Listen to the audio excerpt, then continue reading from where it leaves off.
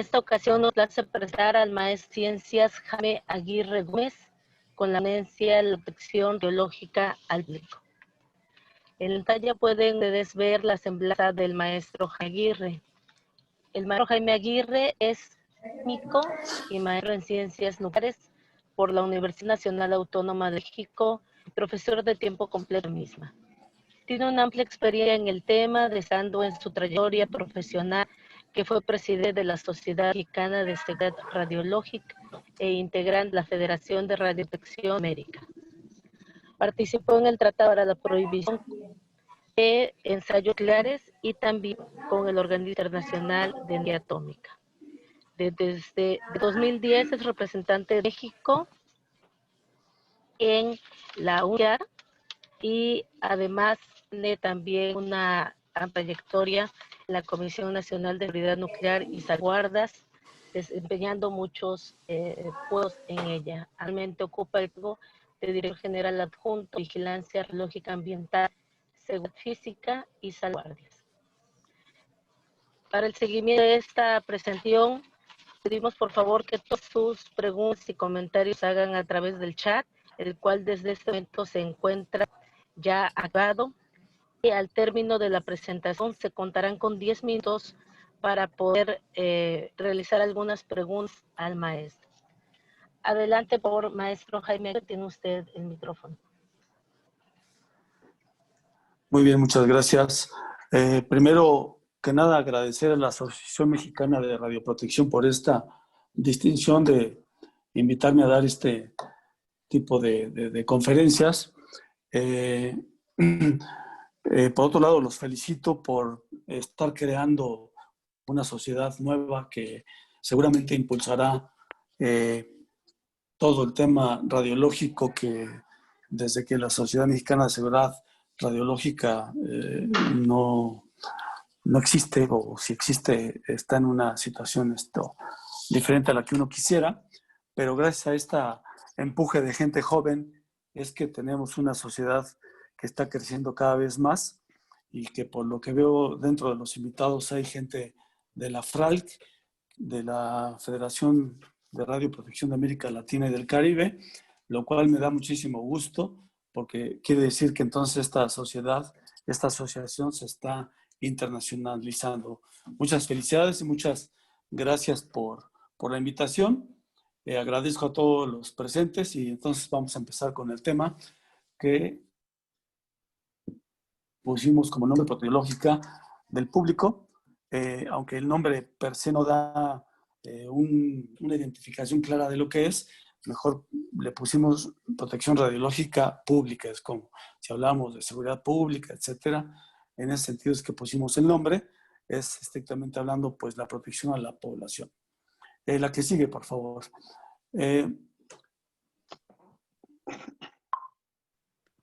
Dentro de la protección radiológica pública, la presentación que en este momento vamos a dar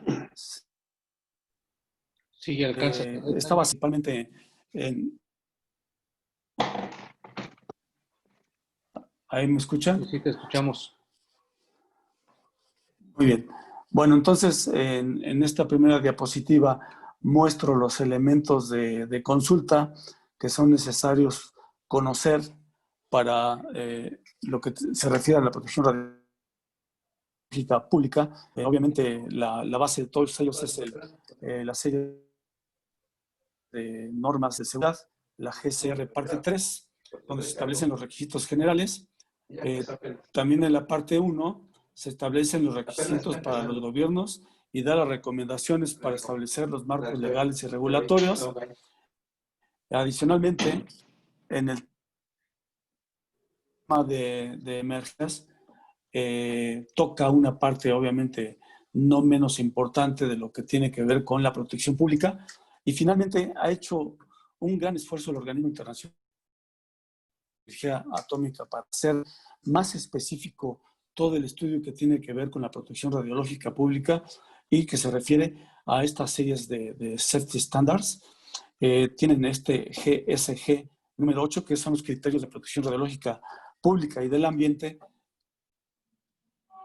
Al final no pueden dejar de coexistir, son parte importante uno del otro, la protección radiológica pública, pero también la del ambiente.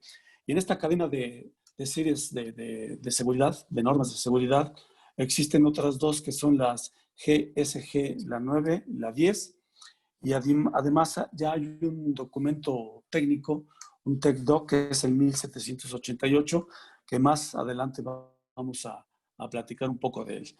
La que sigue, por favor.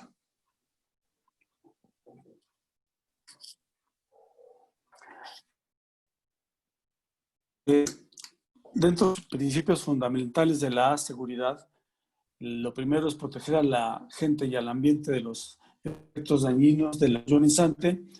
Aplica también como principio fundamental a todas las circunstancias que dan origen a los riesgos de la radiación. Y otro principio es que la protección a miembros del público y del ambiente en el presente y en el futuro tienen que ser protegidos contra los riesgos de la radiación. La que sigue, por favor. La protección radiológica se ha enfocado en la protección de humanos, estableciendo tres categorías básicas de exposición principales, que son la exposición ocupacional, la exposición médica y la exposición pública. Y sus requisitos están definidos de acuerdo a situaciones de exposición, que son las que vamos a desglosar en esta presentación.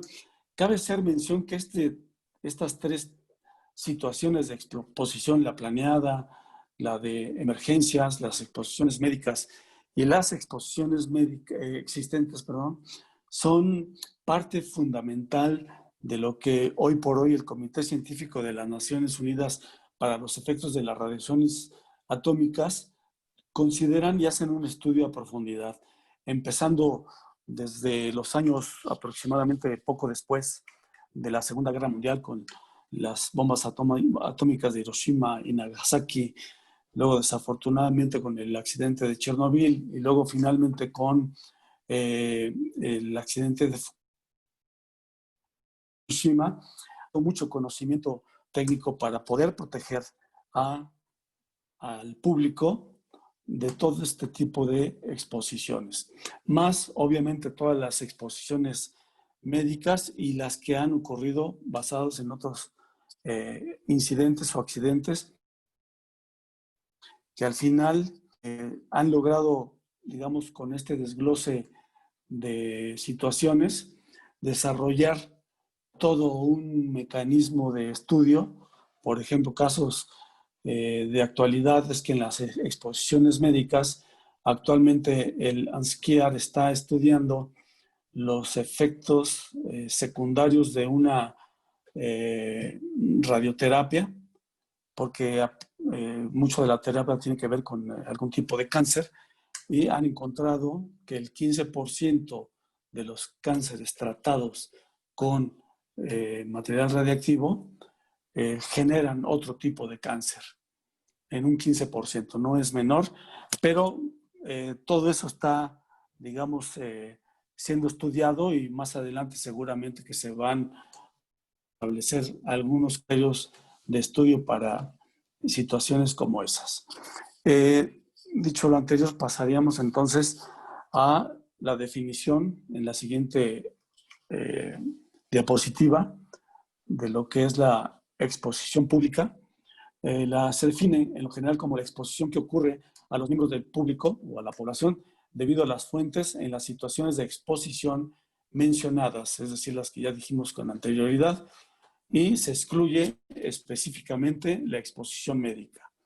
De ahí la definición de miembro del público está definido como cualquier individuo de la población, exceptuando los involucrados en la exposición ocupacional y médica, con el fin de verificar el cumplimiento del límite de dosis anual.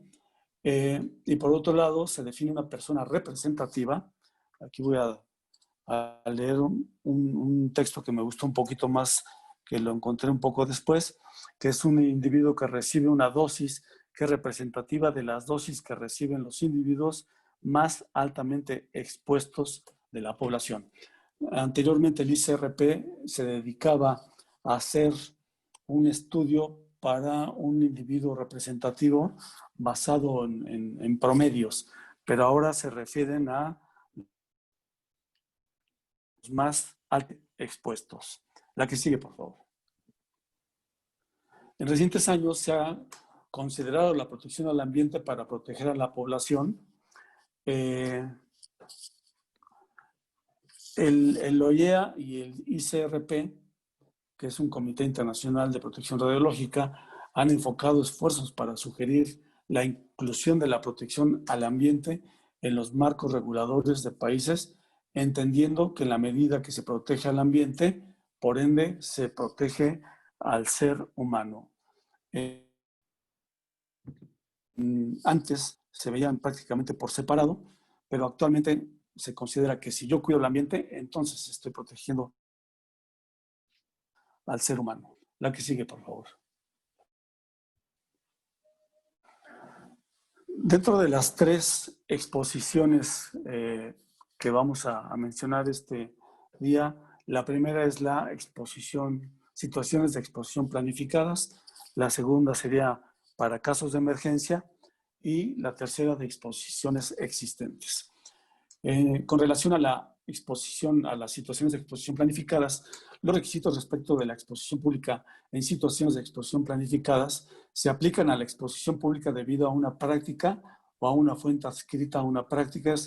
Todos los que trabajamos en el medio radiológico y nuclear entendemos claramente que mucho de la protección y la seguridad radiológica están dadas hacia proteger a la población. Claro, obviamente a los trabajadores también, pero siempre considerando a la población. Y en el caso de la exposición debida a fuentes naturales, esos requisitos son de aplicación únicamente a los tipos de exposición del público que especificamos anteriormente. La experiencia en el entorno industrial, hay temas de norm, de TENORM, casos que han tenido un nivel crítico, sobre todo en empresas como fundidoras, como las que producen fertilizantes, como los que extraen combustibles fósiles, ya sea petróleo o gas. Hay algunos estudios que instituciones, incluso de México, ya están considerando el fracking a través de, digamos, de un agua a presión que rompe lutitas, unas piedras, que al reciclar esa agua va concentrando material radiactivo de origen natural y que luego la exposición a las personas podría no ser menor.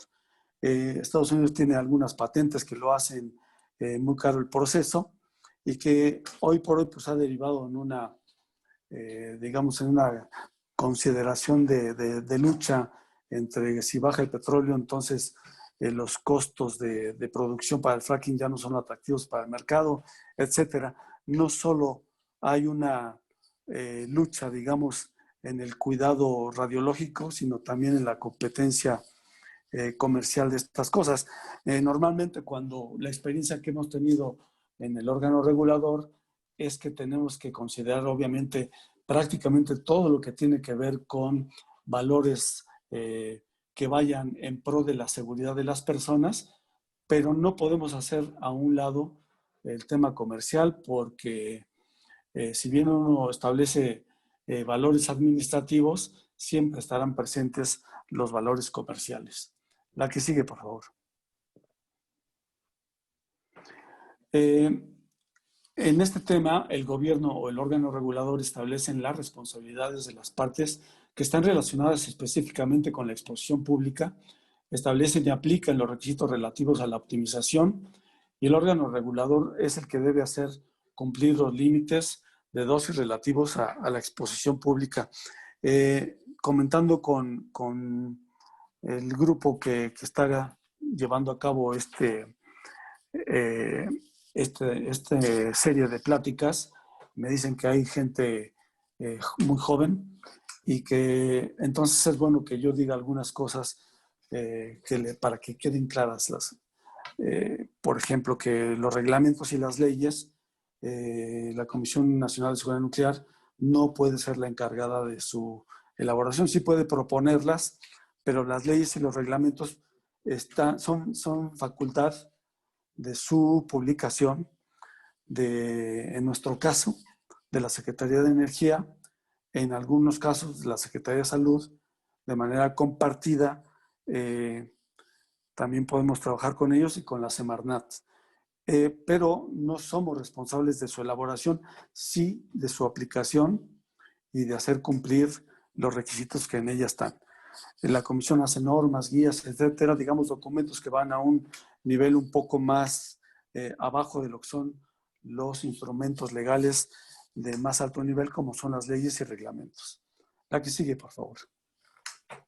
Al establecer o aprobar restricciones respecto de una fuente adscrita a una práctica, el gobierno o el órgano regulador tiene en cuenta, según proceda, características de la fuente y de la práctica que sean importantes desde el punto de vista de exposición pública, las buenas prácticas en la operación de fuentes, las opiniones de las partes interesadas.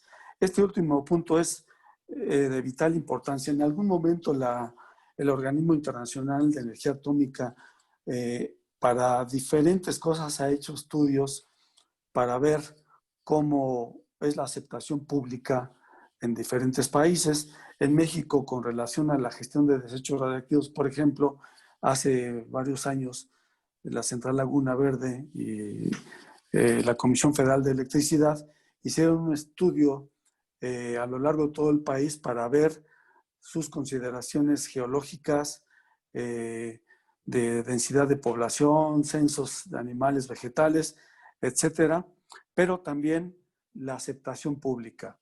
Y en México, desafortunadamente, la aceptación pública se da por mucho, con una gran diferencia, en Veracruz, porque Veracruz acepta con mucho orgullo tener plantas nucleoeléctricas, pero en algunas partes del país no es tan aceptada todo el tema nuclear y radiológico. Es por eso que es muy importante que hoy por hoy cada vez más las opiniones de las partes interesadas forman un papel fundamental en ello. Claro, los gobiernos tienden a ser de interés de esos pueblos, de las regiones donde se va a instalar una instalación importante, ya sea de gestión de desechos, una central nucleoeléctrica, alguna que tienda a procesar o usar todo el combustible, el ciclo del combustible nuclear, dándoles trabajo o dándoles capacitación. En Laguna Verde hay un camioncito que va por los poblados mostrándole a los niños qué es la Central Laguna Verde. Mucha gente que trabaja en Laguna Verde, ella misma promueve todo lo que tiene que ver con la aceptación pública de este tipo de actividades. Entonces, esa parte es muy importante. Les estoy contando una anécdota de la central nuclear eléctrica, pero tiene que existir en lugares donde hay radiografía industrial, donde hay irradiadores, sobre todo para esterilizar diferentes cosas, alimentos, productos, insumos médicos, etc. La que sigue, por favor. Cuando una fuente adscrita a una práctica puede causar exposición a la población fuera de territorio u otra zona bajo la jurisdicción o control de Estado en que se encuentre la fuente, el gobierno o el órgano regulador velará. Sé que hay mejores palabras que velar, pero bueno, puede ser cuidar, puede ser vigilar, porque la evaluación de las repercusiones radiológicas incluya las que se producen fuera del territorio u otra zona bajo la jurisdicción o el control del Estado, establece en la medida de lo posible requisitos para el control de las descargas, es un tema no menor, y adopta disposiciones con el Estado afectado sobre los medios para el intercambio de información y la realización de consultas según convenga.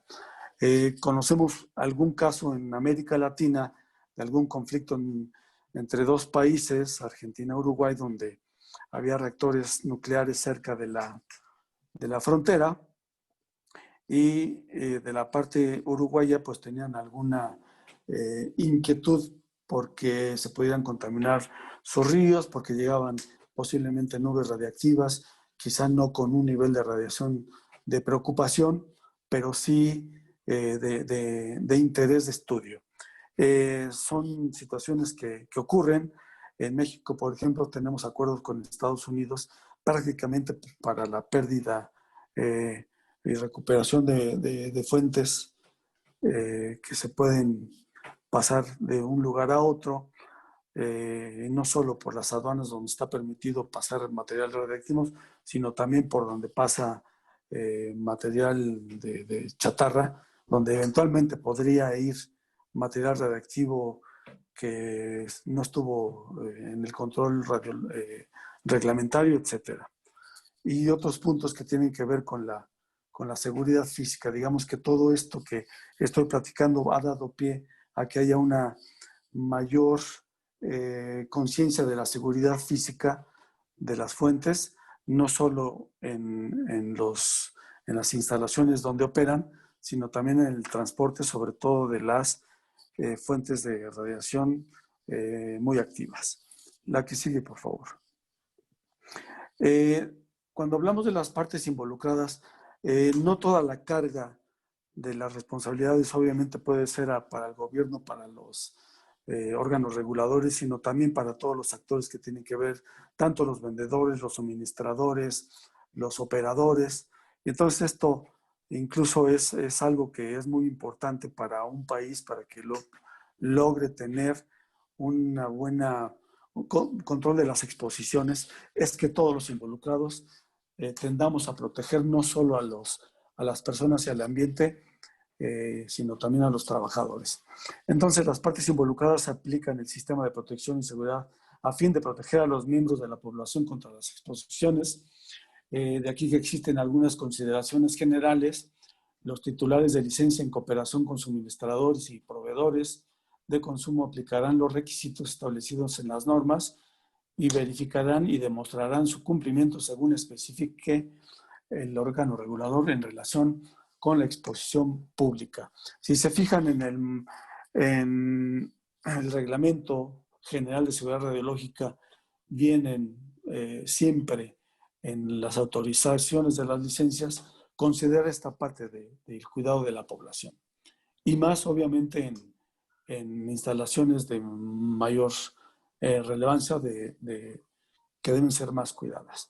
Por otro lado, los titulares de licencias en cooperación con los suministradores no solo se van a referir a lo que establece el primer párrafo, sino también a principios de protección y la seguridad en el diseño, la planificación, la operación, la clausura de una fuente o el cierre y el periodo posterior al cierre en caso de las instalaciones de disposición final de desechos.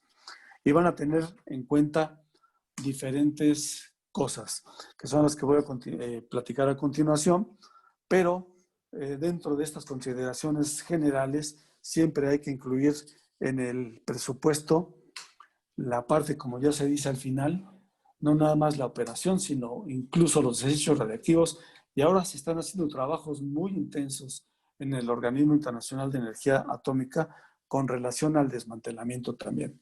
Porque si bien en algunas instalaciones relevantes se considera que debe haber un presupuesto para la consideración a largo plazo de los desechos, su gestión o la disposición final, también para el desmantelamiento. El desmantelamiento, si llega a tener una contaminación de suelos, entonces viene un tema de remediación de los mismos, y entonces puede complicar en términos de costos y de seguridad todo el proyecto que se debe tener en cualquier tipo de instalación y más en las que son de mayor relevancia desde el punto de vista radiológico.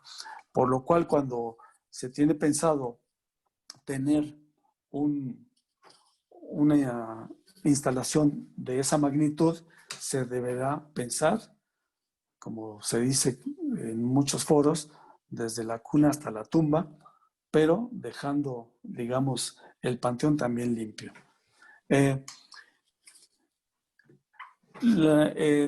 Decía yo que entonces se debe tener en cuenta los posibles cambios en cualquiera de las condiciones que pudiera afectar a la exposición de los miembros de la población, como cambios en las características y el uso de la fuente, cambios en las condiciones de dispersión ambiental, cambios en las vías de exposición o cambios en los valores de parámetros utilizados para la determinación de la persona representativa.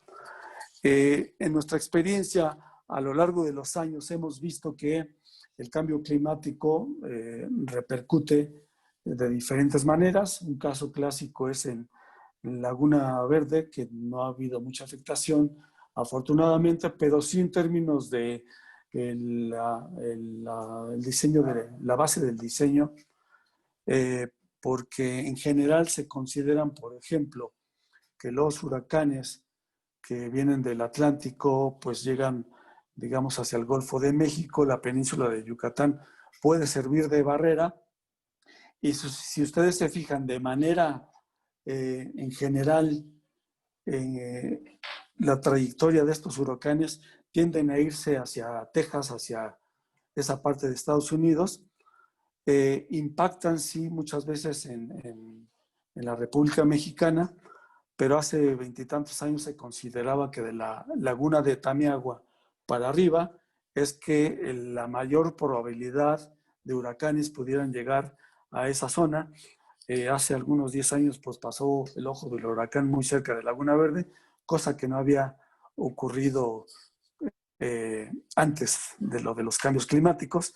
No puede ser adjudicable al cambio climático lo que pasó hace 10 años, pero sí la probabilidad de que vuelvan a ocurrir esos eventos podría darlo un cambio climático. Otras consideraciones en este tema es, hablábamos del uso de suelos, por ejemplo, las condiciones de dispersión, cambios en las vías de exposición. Cambios en las vías de exposición, por ejemplo, es un tema que tiene que ver incluso con el censo animal y vegetal. Hace también algunos años en alrededores de Laguna Verde se sembraban más frutos y ahora se siembra más caña de azúcar. Luego entonces eso puede afectar, digamos, el modelo que se creó en un inicio, entonces tiene que ser dinámico. Y hay que considerar que este tipo de estudios son dinámicos porque van cambiando las consideraciones en muchos sentidos. En el inciso B estamos mencionando los posibles, no, en la misma página, por favor. Los posibles aumentos y acumulación en el ambiente de sustancias radiactivas procedentes de descargas durante vida útil de la fuente y las incertidumbres en la evaluación de dosis, especialmente las incertidumbres en las contribuciones a las dosis si la fuente y la persona representativa están separadas en espacio y en el tiempo. En este inciso C, pues hablamos de la complejidad de hacer una evaluación de dosis, toda vez que es multiparamétrica y que entonces podría crear, digamos, una mayor incertidumbre en poder hacer una buena evaluación de la dosis. Y con relación al inciso B, que es el que habla de aumentos y acumulación en el ambiente de sustancias radiactivas, es un tema de estudio de química de suelos. Se ha notado que en los suelos, por ejemplo, en los más empobrecidos, de manera interesante, pierden su concentración de potasio 40 y podría llegar, si es que estuviera presente, un cesio 137 en ese tipo de suelos, al no haber ese potasio 40 que es de la misma familia química, y entonces llegar como un agente invasor, digamos, ese cesio 137 en suelos empobrecidos. Es un tema muy interesante que hay que tomar en cuenta, pero no es para toda la gente, esto es prácticamente para los ambientalistas que hacen estudios de suelos a profundidad. La que sigue, por favor. De ahí pasamos entonces, llevo aparentemente buen tiempo, situaciones de exposición durante emergencias. Cada uno de los temas que estoy tocando, decía yo, platicando con gente de la asociación, que esto es como para un curso de un semestre, pero tratamos de hacerlo en 50 minutos para tocar los temas más importantes.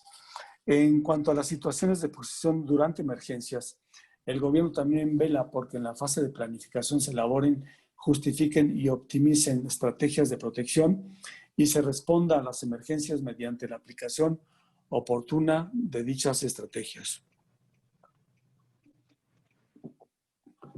El gobierno también vela porque vigila porque en la fase de planificación se elaboren, justifiquen y optimicen estrategias de protección utilizando escenarios basados en la evaluación del peligro para evitar efectos deterministas y reducir la probabilidad de efectos estocásticos debidos a la exposición del público.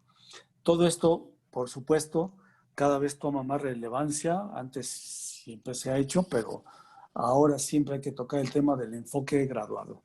El enfoque graduado no es que hacerlo proporcional al peligro que puede presentar alguna práctica, alguna instalación. La que sigue, por favor. Cada medida protectora se justifica en el contexto de la estrategia de protección. Es decir, no puedo establecer una acción protectora si no corresponde al escenario que estoy enfrentando. El gobierno asegura que en la adopción de mecanismos de preparación y respuesta para casos de emergencia se tenga en cuenta que las emergencias son dinámicas, que las decisiones tomadas en una fase temprana de la respuesta a la emergencia pueden influir en las medidas posteriores y que las distintas zonas geográficas pueden tener distintas condiciones imperantes y pueden existir distintas necesidades de respuesta. Aquí, digamos, hay otro tema. Perdón, a ver, un segundo. Como ya platicaba yo, el uso de suelos es un tema no menor para el tema de cuando estamos hablando de la dinámica de las emergencias, la evolución de los censos, los conflictos sociales que puede haber. Si antes alguna ruta de evacuación era segura y hoy no es, entonces hay que considerarlo. Cuando hablamos de algún tipo de transporte de categoría 1, por ejemplo, pues estamos hablando de zonas que tienen dificultades de diferente naturaleza, unas porque llueve mucho, otras porque hay mucha pobreza, otras porque hay grupos delictivos que podrían crear algún conflicto. Entonces, todo eso es lo que tiene que generar una atención de una emergencia adecuada para el tipo de situación. La que sigue, por favor. Aquí también el gobierno velará porque la respuesta en una situación de exposición durante una emergencia se dé mediante la aplicación oportuna de mecanismos de respuesta a emergencias que comprendan, entre otras cosas, la pronta adopción de medidas protectoras y otras medidas de respuesta para evitar efectos deterministas graves sobre la base de las condiciones observadas y, de ser posible, antes de que se produzca cualquier exposición. La evaluación de la eficacia de las medidas protectoras y otras medidas de respuesta adoptadas y su modificación según convenga, la aplicación de otras estrategias de protección según sea necesario en función de las condiciones existentes y la información disponible.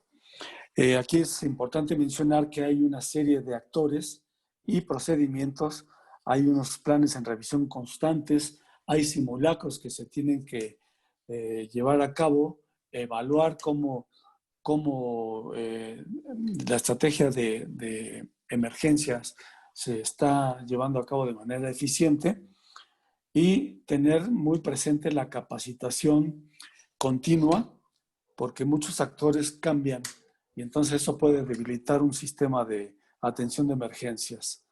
La que sigue, por favor. Dentro de las cosas, hablando de los escenarios, digamos, para una central nucleoeléctrica y que no necesariamente no funcionan para otras instalaciones, es que tenemos consideradas rutas de exposición versus, y bueno, no versus, sino y acciones de protección. Cuando estamos en fases de incidentes, hay una tabla aquí que muestra las rutas de exposición y algunas acciones de protección, todas diseñadas para el personal ocupacionalmente expuesto y para el público, como son el control de acceso, el resguardo a cubierto, evacuación si fuera el caso, en caso de inhalación de radionúcleos, por ejemplo, de pluma, el resguardo a cubierto, evacuación, radioprofilaxis, que esto se refiere a dar alguna dosis de por ejemplo, de un potasio 40 estable para saturar la tiroides y de esa manera evitar, digamos, que el yodo radiactivo que se generó por algún accidente nuclear, por ejemplo, pueda saturar la tiroides y entonces crear algún daño mayor en la persona, porque ese yodo radiactivo se va directo a la tiroides. El resguardo a cubierto tiene que ver con protegerse de la nube radiactiva. La evacuación es llegar a sitios más seguros, a mayor distancia de donde fue el incidente. Tenemos otras rutas de exposición, que es contaminación de personas, radiación externa por material depositado en suelo, ingestión de agua o alimentos contaminados, inhalación de material resuspendido. Todas estas rutas de exposición les dan a ustedes una idea del tipo de personal que debe estar involucrado. Estamos hablando de Protección Civil, estamos hablando de Comisión Nacional del Agua, de la Secretaría de Salud, de la Secretaría de Gobernación, de las fuerzas federales, etcétera. Es todo un mecanismo que se puede implementar, no solo, decía yo, para situaciones de una central nucleoeléctrica, sino también por otro tipo de instalaciones. La que sigue, por favor. En el ámbito de emergencias, la evolución también ha existido. Antes no se cuidaba prácticamente eventos masivos de alto impacto y hoy se ha tenido que hacer en virtud del terrorismo, de los grupos delincuenciales que existen en todo el mundo y que, por otro lado, el interés mundial por mantener, digamos que los sistemas de no proliferación de armas en general, que se mantengan controlados.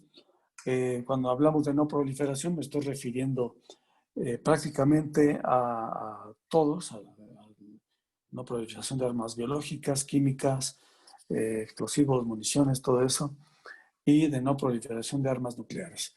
Entonces, algunos eventos como el que me estoy mostrando en pantalla fue los Juegos Panamericanos que se dieron en el 2011 en Guadalajara, donde por primera vez, o quizá no la primera vez, pero sí de las veces que más participación interinstituciones de gobierno hubo, fue durante este tipo de eventos. Después vinieron y han seguido viniendo otros que tienen que ver con visitas papales, con reuniones del G20, etcétera. Y México ha participado activamente con eso. Por esa vertiente, pero por otra también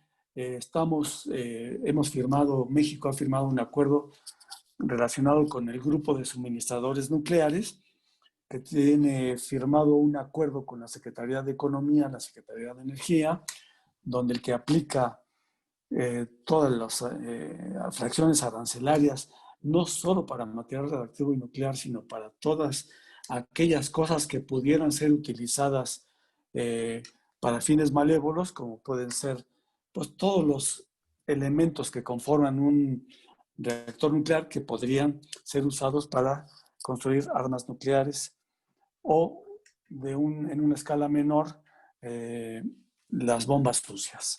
La que sigue, por favor. En la que sigue solo doy un ejemplo de los grupos que se forman en eventos masivos de alto impacto.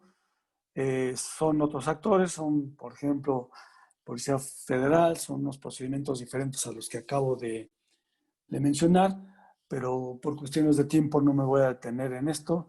Solo sepan que hay un grupo especializado, que es el Grupo MEST, un grupo de monitoreo radiológico, un grupo de comando de incidentes, líneas de defensa, grupos de atención de emergencia y un grupo de verificación y mantenimiento preventivo de equipos. La que sigue, por favor.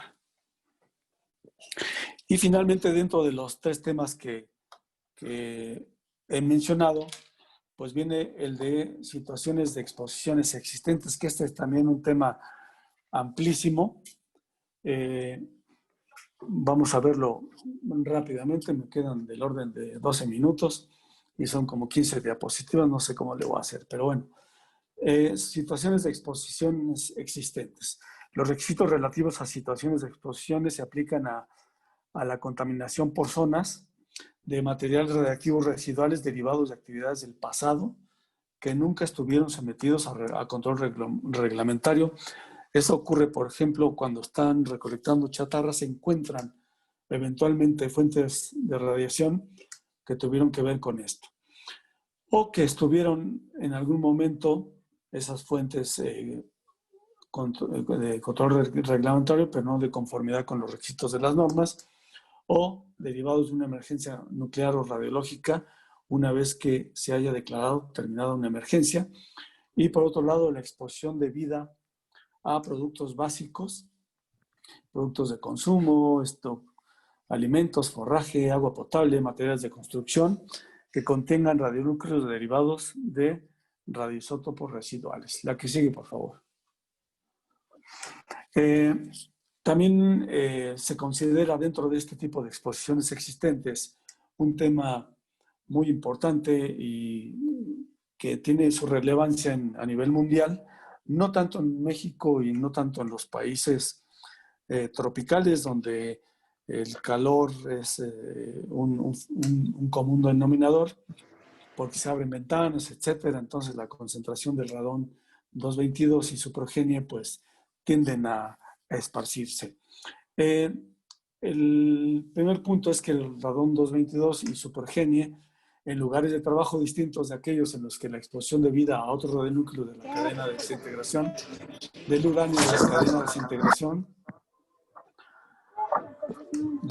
de la cadena de desintegración del toro esté controlado, hay algo de ruido, en viviendas y en otros edificios con elevados factores de ocupación para miembros del público. Hablamos del caso de minería, de tratamiento de aguas, que son procesos que, si bien no buscan la concentración del radón, pues sí, lo que está pasando es que en los procesos industriales tienden a concentrarse el radón y su progenie y pueden crear algún problema de salud importante para personas que trabajen en ese tipo de actividades. Y por otro lado, los materiales distintos de los indicados arriba, en los que la concentración de la actividad de ninguno de los radionúclidos, de concentración de actividad de ninguno de ellos de la cadena de desintegración del uranio o del torio exceda 1 becquerel por gramo, y en los que la concentración del potasio 40 no exceda los 10 becquerels por kilogramo. Parecen valores chicos, pero ya multiplicado por kilogramo se hace por 1000 y por 10,000. La que sigue, por favor. Dentro de los radionúcleos de origen natural, independientemente de la concentración de la actividad, presentes en productos básicos como alimentos, forraje, agua potable, fertilizantes, y los relacionados con la exposición de las tripulaciones de aeronaves y naves espaciales a la radiación cósmica. Casualmente, si alguno tiene oportunidad de volar por cerca del Polo Norte, verá como la radiación cósmica en un vuelo es bastante importante. Y lo demás lo vamos a comentar a continuación. La que sigue, por favor. Justificación de las medidas protectoras de optimización de la protección y la seguridad. Las medidas reparadoras y protectoras están justificadas y la protección y la seguridad deben estar optimizadas. Eso es lo que la autoridad debe asegurar. Y que la estrategia de protección para la gestión de situaciones de exposición existentes sea proporcional a los riesgos radiológicos asociados a la situación de la exposición existente. La que sigue. Los beneficios previstos de las medidas reparadoras o protectoras sean suficientes para compensar el detrimento asociado. Ahí es muy importante siempre considerar en un mundo ideal seguros o fideicomisos o algún tipo de ahorro que asegure que se van a seguir manteniendo la seguridad de las personas. Hay una máxima en la gestión de desechos radiactivos que se aplica también para el desmantelamiento, y ahora también lo ven que para las situaciones ambientales, es que no haya una carga adicional a las generaciones futuras. O sea, lo que hoy nosotros contaminamos, hoy lo tenemos que remediar nosotros y no dejárselo a las futuras generaciones. Por otro lado, que se adopten disposiciones para determinar cuáles son las personas u organizaciones responsables de zonas con materiales radiactivos residuales para crear y poner en práctica programas de restauración y medidas de control posteriores a la restauración. En algún momento ocurrió un caso en Guadalajara donde estuvo por muchos años una empresa muy importante que vendía, digamos, instrumentos caseros, televisiones, todo eso, y dejaron un predio muy grande que luego quisieron poner una tienda tipo Walmart, etcétera, pero hubo una denuncia ambiental. Más adelante nos dimos cuenta que era una denuncia de inquietud, porque no querían que se pusiera esa tienda porque era una zona residencial, etcétera. Pero tuvimos que hacer todo un estudio ambiental para dejar claro que no había materiales radiactivos residuales producto de la operación de ese tipo de plantas. Mientras eso le cuesta al Estado dejar en condiciones de convencimiento y seguras a la población. Y por otro lado, en el siguiente tema es que se establezca una estrategia de gestión de desechos radiactivos. La que sigue, por favor. Se deben considerar los impactos radiológicos, factores técnicos, sociales, económicos. Se tienen que tomar en cuenta costos de transporte en la gestión de desechos radiactivos. Como sabrán, los desechos radiactivos pues también forman una posible fuente de riesgo para la población, entonces se tiene que mantener las mismas condiciones que una instalación en operación. Y que exista un mecanismo de información pública para las partes interesadas que participen en la clasificación, aplicación y verificación, como es el caso de Laguna Verde y algunos casos de Enresa, por ejemplo, en Estados Unidos, en España, donde esta empresa pues convenció a toda una región de la importancia de tener un sitio de disposición de desechos radiactivos.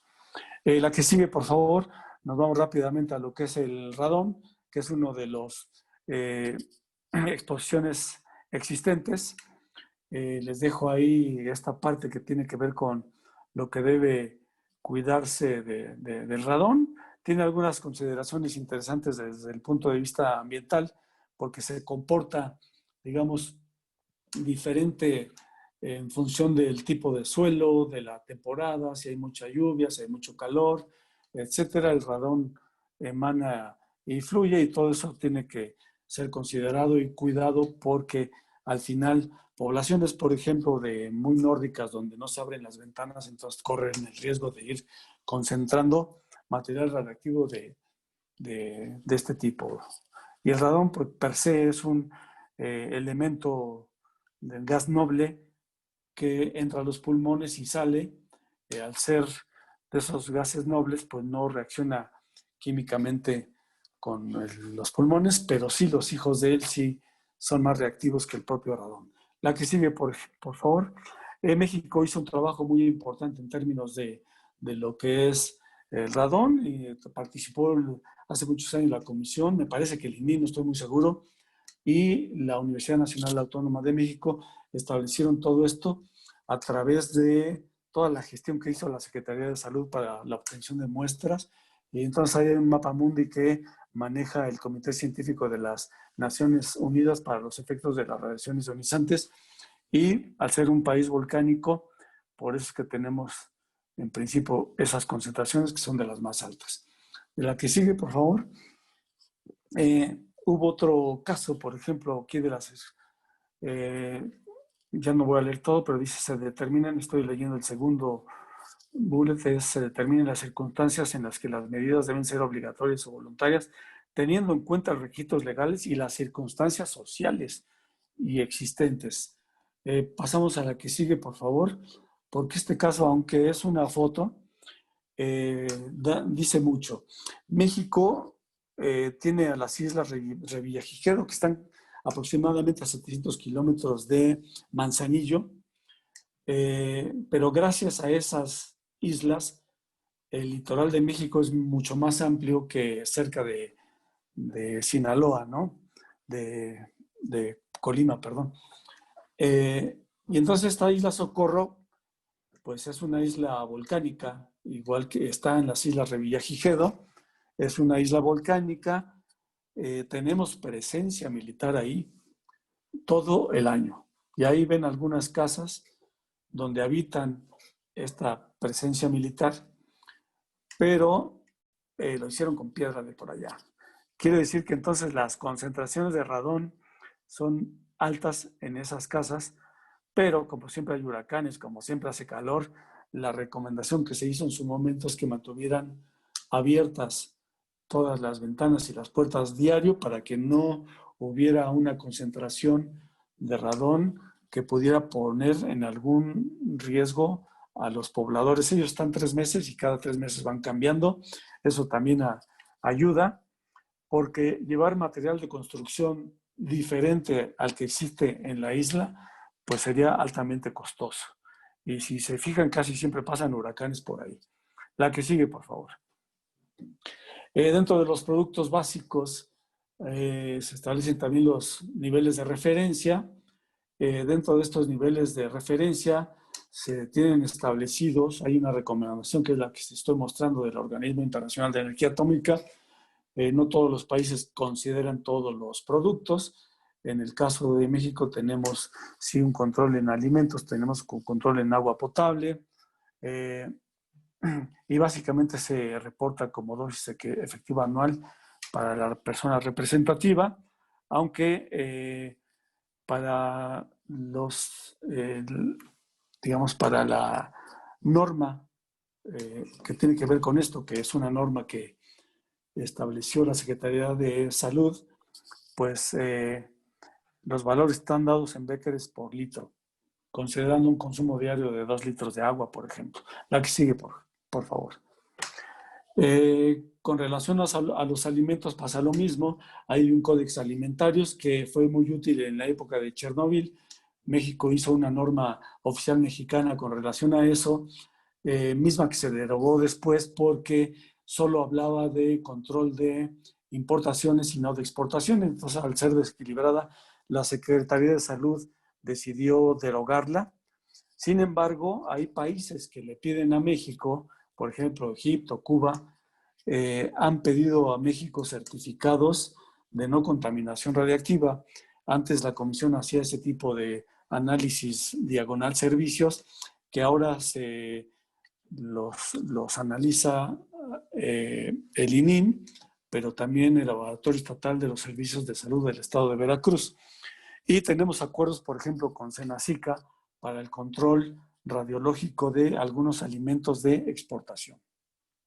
La que sigue, por favor. Esta es la parte, digamos, espero que les pasen la presentación, porque este es el Códex Alimentarios vigente.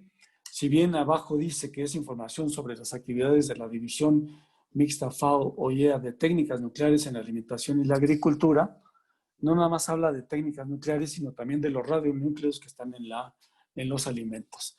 Hay un capítulo dedicado a eso y entonces vale la pena leerlo. Al fin se pusieron de acuerdo la FAO y el OIEA, porque hace 20 años no era así. La que sigue, por favor. Dentro de los documentos que recomiendo que lean para este tipo de eventos, de temas, perdón, es todos los criterios para concentración de actividades de radionúcleos para alimentos y agua para consumo. Es un TECDOC, es el 1788, por si no se ve bien, y obviamente de aquí nos hemos basado también para esta presentación. La que sigue, por favor. En el caso de agua para uso doméstico, tenemos algunos niveles que se establecieron basados en un estudio. Vale la pena mencionar en la siguiente, por favor, que también con los valores de la Organización Mundial de la Salud tuvimos que establecer un valor adecuado a la región, porque la OMS establece valores generales, y nosotros que tenemos zonas desérticas muy importantes, pues los sedimentos luego hacen que se aporte mucho de esa dosis para valores que establece la OMS. Prácticamente podríamos no llegar. El caso del sur de Estados Unidos, que también es desértico, hicieron consideraciones igual que nosotros de esta naturaleza para establecer nuestros propios valores, obviamente sin afectar la salud pública. El caso de Chihuahua aquí, ese estado consciente de esta plática que en algún momento dimos, yo no estoy presentando una de parte de los resultados, pero el estado de Chihuahua, al ser uno de los que mayor concentración tenían, finalmente hicieron algunas, supongo que al no tener mucha agua, el agua la aprecian mucho y hacían ósmosis inversa para bajar la concentración del agua de uso doméstico y entonces dársela a la población. Gracias a estos resultados de estos análisis que se hicieron en su momento, es que Chihuahua hizo esa adecuación de su agua de uso doméstico. La que sigue, por favor.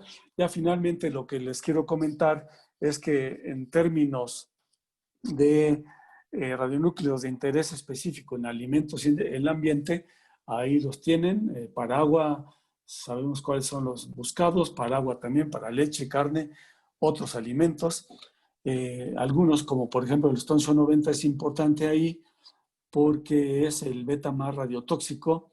Cuando vean ustedes, por ejemplo, agarrando otros alimentos que dice estroncio 89 y cesio 134, si aparecen es que querrá decir que hubo algún incidente en alguna central nuclear derivados de productos de activación y de productos de fisión. Todos los que tenemos ahí son referentes a eso. Y algunos emisores alfa-gamma, como los plutonios, eso, porque, digamos, también me dan alguna indicación de la radiotoxicidad, pero también de la quimiotoxicidad. Entonces, esos son, digamos, una guía para radionúcleos de interés en alimentos y el ambiente. La que sigue, por favor. Ya finalmente, rutas de exposición al hombre, se las pongo ahí. Ya la platicamos un poco en el tema de emergencias, que es aire, depósito y radiación externa. Aire hacia agua de lluvia y pasa a depósitos secos. También hay una ruta que es aire, depósito en vegetales, pero no solo depósito, porque eventualmente puede ser también que el vegetal lo metabolice, depende del tiempo y de la forma química. O depósito en pasto e ingesta por animales. La última de rutas de exposición al hombre es dispersión en mar y fijación en biota, que alguna es útil porque sirven como bioconcentradores o bioindicadores, o sedimentación en arena y radiación externa, o contaminación de acuíferos y la ingestión directa.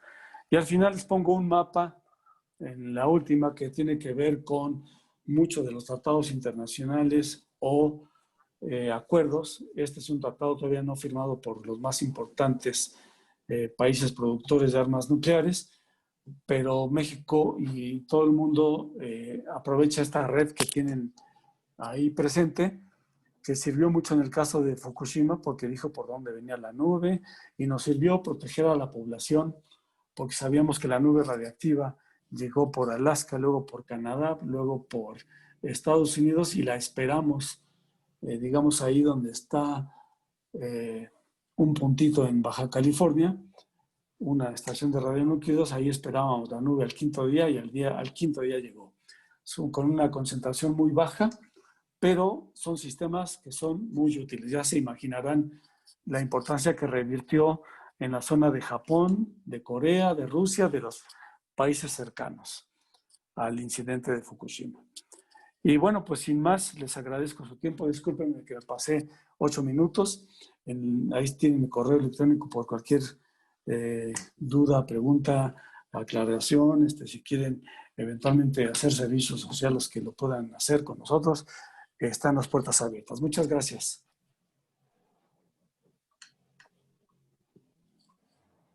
Muchas gracias, Jaime. No sé si me están escuchando bien. Sí. Bueno, agradecemos al maestro Jaime Aguirre Sin duda, un excelente persona con experiencia en el tema y una bastante amplio. Sería imposible poder abordarlo en todos los contextos, pero dado un panorama general muy bueno, ¿no? Tenemos algunas preguntas en el chat. Una de las preguntas es de Alejandra, que nos dice que cómo se regula la radiación de suelo por radón.